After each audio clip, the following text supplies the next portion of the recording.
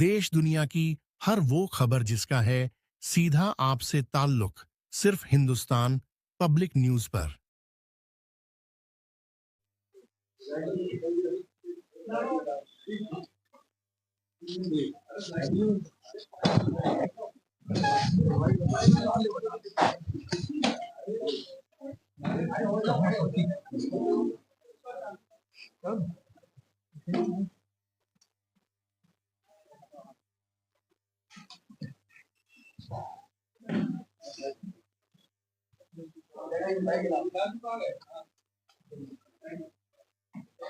शिक्षा के क्षेत्र में अगर हमारे यहाँ केंद्रीय विद्यालय खुल जाए, चाहे वो ब्लॉक स्तर पर, तहसील स्तर पर, जिला स्तर पर, तो हमारा प्रयास रहा माननीय मंत्री जी से मिले और हमने लोकसभा में भी अपनी बात को गंभीरता से रखा। इसका परिणाम ये होगा कि हमें केंद्रीय विद्यालय की सौगात जनपद में काफी समय से, जब से हम गए लोकसभा में, जब से हम पहुंचे, निरंतर हमारा प्रयास रहा है कि हम कम से कम जनपद के लिए कुछ ऐसा करें जिससे कि जनपद वासियों को कुछ ना कुछ लाभ। इसके बाद आगे आपका कौन सा कदम रहेगा जिससे जनता को और लाभ? हम बराबर अभी जैसे हमारा चल रहा है कि हम ट्रेन के लिए भी प्रयासरत हैं कि ट्रेन चल जाए तो कम से कम गरीब आदमी जो दिल्ली के लिए तमाम समस्याओं से जूझते हैं, जब उन्होंने बस से जाते हैं, पैसा ज़्यादा भी खर्च होता है, समय से नहीं पहुंच पाते हैं। ऐसी स्थिति में हम ट्रेन के लिए भी प्रयासरत हैं कि ट्रेन सीधी जनपद से दिल्ली के लिए चली जाए तो बहुत अच्छा रहेगा, लोगों को इसमें भी बड़ी राहत मिलेगी। दूसरा, अभी जैसे केंद्रीय विद्यालय हमारा जनपद में खुला, हमारा प्रयास होगा कि ब्लॉक स्तर पर, जिला स्तर पर और सैनिक विद्यालय भी खुल जाए जिससे कि बच्चों को अच्छी शिक्षा मिले। जनपद में सैनिक विद्यालय भी नहीं है और अस्पताल की भी सही व्यवस्थाएं नहीं है।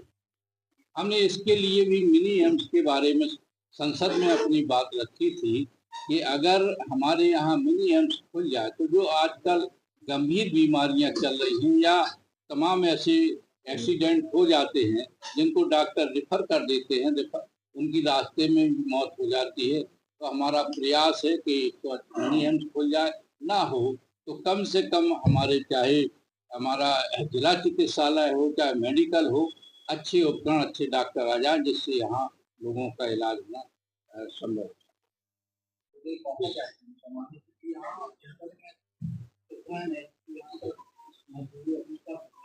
जी, हमने इस संबंध में भी केंद्र सरकार से मांग की है, सदन में भी इसको उठाया है कि चूंकि हमारा ये बुंदेलखंड का लोकसभा क्षेत्र है हमारा, जो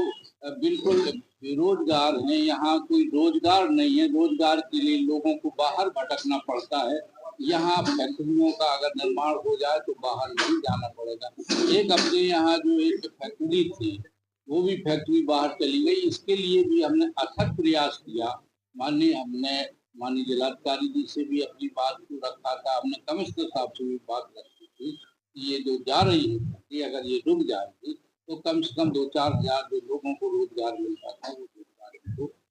मिल जाए, जिसमें भी हम प्रयास करते हैं कि वो पुनः फैक्ट्री का